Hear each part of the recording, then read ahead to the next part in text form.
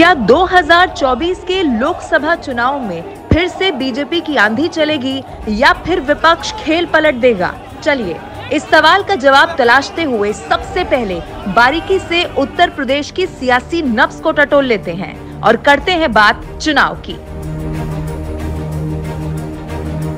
80 लोकसभा सीटों वाला ये उत्तर प्रदेश 4 जोन में बटा हुआ है: पूर्वांचल, अवध, पश्चिमी उत्तर प्रदेश और बुंदेलखंड। तो पहले आपको दिल्ली से सटे पश्चिमी उत्तर प्रदेश के सियासी समीकरणों से रूबरू करा देते हैं।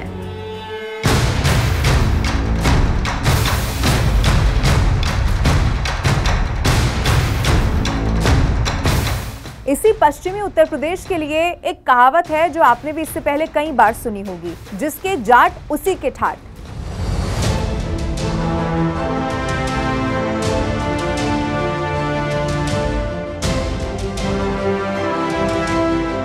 जाट जिसकी तरफ हो जाते हैं उसी की माना जाता है सियासत में बल्ले बल्ले हो गई है। और इसका एक कारण ये भी है कि चौधराहट करने वाले जाट समाज के पीछे जो बाकी जातियां होती हैं पश्चिमी उत्तर प्रदेश की खास तौर पर, उनका रुझान क्या होगा ये भी तय हो जाता है।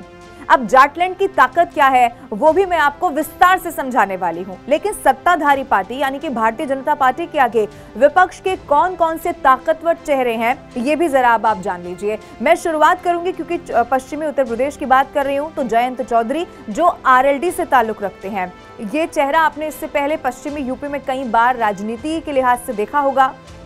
अब जानिए कि ये वो आरएलडी है जिनके लिए माना जाता है कि इनकी राजनीति जाटों और किसानों के इर्द गिर्द ही हमेशा से रही है। लेकिन पीएससी यानी कि पॉलिटिकल स्टॉक एक्सचेंज के आंकड़े इसको लेकर क्या कहते हैं, आरएलडी का जाट वोट परसेंटेज खास तौर पर पश्चिमी उत्तर प्रदेश में क्या रहा है पिछले 2 लोकसभा चुनाव में। 2014 में 28 और 2019 में 3%, सिर्फ 3%।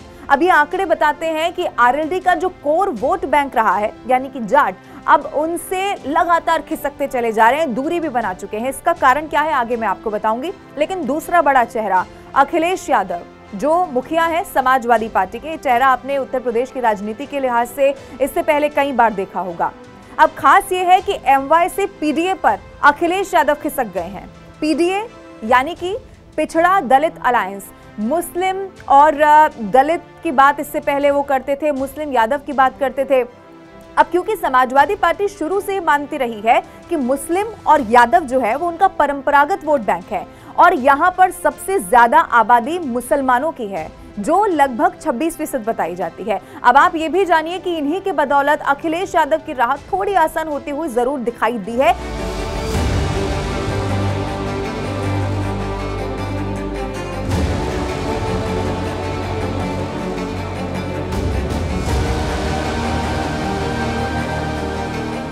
इसी के लिए पीएससी के आंकड़े इससे पहले क्या कहते हैं, 2014 और 2019 के लोकसभा चुनाव के 63% मुसलमानों ने 2014 में वोट किया और 2019 में ये कम हो गए, 43% रह गए। लेकिन अब आप यहीं पर रुक जाइए, मैं किसी और चेहरे की बात करूं क्योंकि अब ये समीकरण बदल जाने वाला है। अखिलेश यादव और इससे पहले जिन जयंत चौधरी की मैंने बात की ना, अब इनकी बात पक्की हो गई है। अब ऐसा क्यों है ये भी जरा समझिए।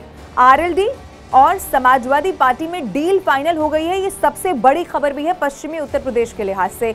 जयंत चौधरी ने अखिलेश यादव से 12 सीट मांगी, लेकिन अखिलेश यादव तैयार नहीं थे, लेकिन 7 सीट पर वो राजी हो गए हैं, ये भी अब सोर्सेज बता रहे हैं। हालांकि वो कौन सी है ये भी सामने नहीं आया। अब और आसानी से आप इसे समझेंगे तो ज्यादा जाट समुदाय का जहां पर प्रभाव है वो सीट मिल गई है जयंत चौधरी को, और किसने दी है, अखिलेश यादव ने। अब आगे बढ़ते हुए बात मायावती की करते हैं जो ये फैसला कर चुकी हैं कि वो अब अपने बूते लोकसभा का चुनाव लड़ेंगी, यानी कि वो इंडिया अलायंस का हिस्सा नहीं है। मायावती यानी कि बसपा, जिसका आपने कई बार सुना होगा, परंपरागत जो वोट बैंक है वो दलित रहा है। और इसी पश्चिमी उत्तर प्रदेश के आंकड़े पीएससी के मुताबिक क्या बताते हैं, दलित वोट परसेंटेज मायावती का पहले क्या रहा है, 2014 में आप देखिए 73%, बहुत ज्यादा है। 2019 में थोड़ा कम हुआ 48%, लेकिन ये फिर भी ज्यादा है। अब इसके अलावा देखिए बताया ये भी जाता है कि मुसलमानों ने भी बसपा का कुछ हद तक साथ दिया है, क्योंकि मुसलमान भी हमने देखा इससे पहले भी कई बार जो बसपा के समर्थन में जाते रहे हैं। 2014 में 24% मुसलमानों ने वोट किया और 2019 में यह आंकड़ा कम हुआ, लेकिन फिर भी 16% मुसलमानों ने बसपा के लिए वोट किया। अब बात करते हैं सबसे पुरानी पार्टी, समझ गए होंगे मैं किसकी बात कर रही हूं, कांग्रेस की।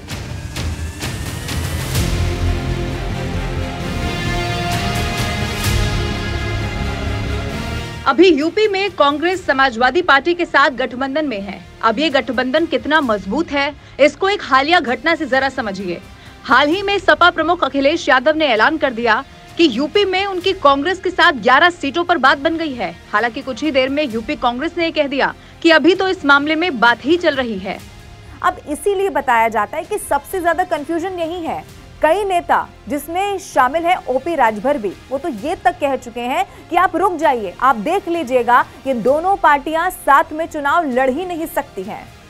अब क्योंकि कांग्रेस का उत्तर प्रदेश में कोई परंपरागत वोट बैंक नहीं है जैसे बाकी पार्टियों का है, इसीलिए सीट शेयरिंग का फॉर्मूला थोड़ा ज्यादा मुश्किल कांग्रेस के लिए उत्तर प्रदेश में तो दिखाई देता है। हो सकता है दूसरे राज्यों में इतनी बड़ी चुनौती ना रहे। अब हम बात करते हैं सत्ताधारी और इस वक्त आंकड़ों के लिहाज से सबसे मजबूत पार्टी भारतीय जनता पार्टी की।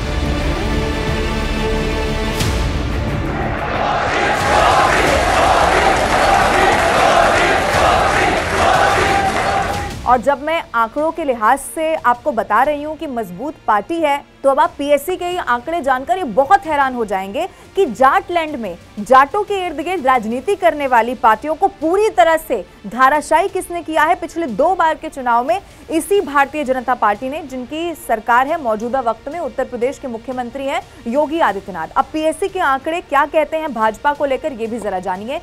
64% जाटों ने वोट किया। 2019 का जान के आप बहुत हैरान हो जाएंगे, 91% जाटों ने भाजपा के लिए वोट किया है। ये जाट वोटर्स का वोट प्रतिशत है जो पीएससी के ऑफिशियल आंकड़े बताते हैं। अब मैंने जाटों की तो बात कर ली, लेकिन सिर्फ जाट ही नहीं है।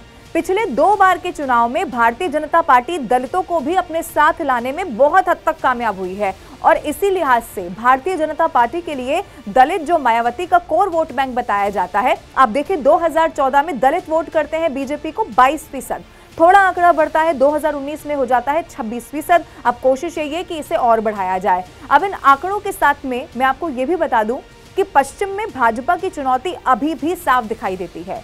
2022 का विधानसभा चुनाव याद है आपको, जहां सूत्र बताते हैं कि आखिर तक जयंत चौधरी को साथ लाने की बहुत कोशिश हुई थी, लेकिन ये कोशिश कामयाब नहीं हो सकी क्योंकि वो जानते हैं कि कैसे वहां पर जयंत चौधरी का बहुत दबदबा है। अब समीकरण ये कहते हैं कि चाहे 2022 में करिश्माई जीत हुई हो, विधानसभा चुनाव में जीत हासिल हो गई हो, लेकिन ये सच है कि सबसे ज्यादा नुकसान भी चाहे विधानसभा का चुनाव रहा हो या लोकसभा का चुनाव रहा हो, दोनों चुनाव में भाजपा को पश्चिमी उत्तर प्रदेश से सबसे ज्यादा नुकसान हुआ है। इसीलिए राह उतनी आसान नहीं है जितनी यहां से शायद दिखाई आपको पड़ रही हो।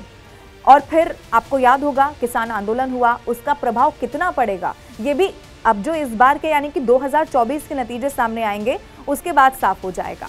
तो ये पश्चिमी उत्तर प्रदेश की पूरी बात। अब चलिए शुरुआत करते हैं और बात करते हैं सबसे महत्वपूर्ण पूर्वांचल की।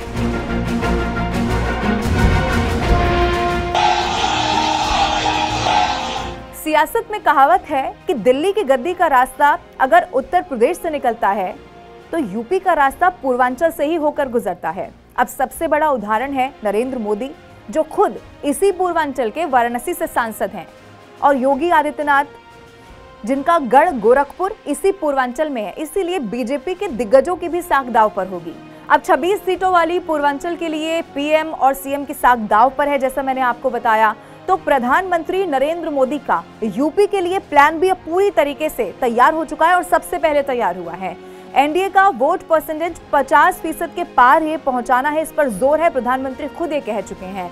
पूर्वांचल की 26 में से 16 सीटों पर बीजेपी ने जो सियासी नफा नुकसान है उसे भांप लिया है और इसी को देखकर ओम प्रकाश राजभर को एनडीए में शामिल करने का ये बहुत बड़ा फैसला ले लिया है और ये मानते हैं सियासी जानकार कि आने वाले समय में बहुत फायदेमंद होगा। अब भाजपा के सामने यहाँ मुकाबले में डटे बाकी सियासतदानों की भी बात कर लेते हैं, जिनमें सबसे बड़ा नाम एक बार फिर से समाजवादी पार्टी से ही है और ये नाम है अखिलेश यादव का।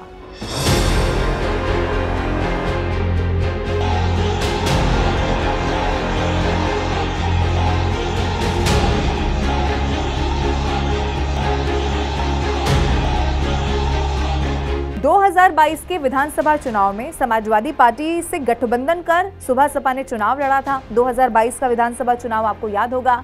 अब इसी पूर्वांचल को जीतने के लिए ओबीसी फैक्टर को साधना सबसे जरूरी है। इसी ओबीसी में 30% यादव है और 20% कुर्मी समुदाय के वोटर्स बताए जाते हैं। और इसी ओबीसी की जिसकी कैटेगरी की मैं बात कर रही हूँ, इसमें आप देखिए निषाद बताए जाते हैं जो बड़ा प्रभाव डालते हैं। निषाद के बाद कुशवाहा समाज का भी बहुत ख्याल रखा जाना यहाँ पर जरूरी हो जाता है, राजभर भी, और फिर नोनिया समुदाय जो होता है उसका भी यहाँ पर बहुत बड़ा प्रभाव माना जाता है। अब देखिए पूर्वांचल के कई जिलों में मुस्लिम वोटर किसी भी दल का खेल बनाने और बिगाड़ने की क्षमता रखते हैं, ये माना जाता है। अब ऐसे में चूंकि यादव और मुस्लिम जो है वो सपा का परंपरागत वोटर माना जाता है। अब इसी में कोई दूसरी कुर्मी या फिर कोई अन्य प्रभावी जाति अगर जुड़ जाती है तो फिर आप सोचिए कि राजनीतिक रूप से जीत का आधार वो बन जाएगा। लेकिन हाँ, ओम प्रकाश के छिटकने से अब समाजवादी पार्टी यानी कि अखिलेश यादव को पूर्वांचल में बहुत बड़ा झटका लग सकता है। फिर भी नतीजों का इंतजार यहां पर जरूर करना होगा। अखिलेश यादव के बाद अब बात करते हैं बसपा की।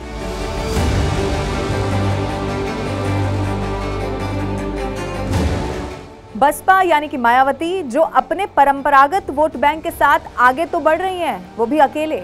लेकिन मायावती आगामी चुनाव के बीच अपनी पार्टी से जुड़े हुए हर व्यक्ति को साम दाम दंड भेद से दूर रहने की भी नसीहत दे चुकी हैं। बसपा के बाद दूसरी चुनौती ये भी है क्योंकि मायावती ने अपने भतीजे आकाश आनंद को अपने उत्तराधिकारी के रूप में और मुख्य भूमिका में भी लॉन्च कर दिया है। लेकिन ये चुनाव में कितना काम आएगा ये वक्त बताएगा, इसीलिए ये दांव कितना सही साबित हुआ है ये भी चुनाव के जो नतीजे होंगे वही साफ कर पाएंगे। अब बात करते हैं अवध की।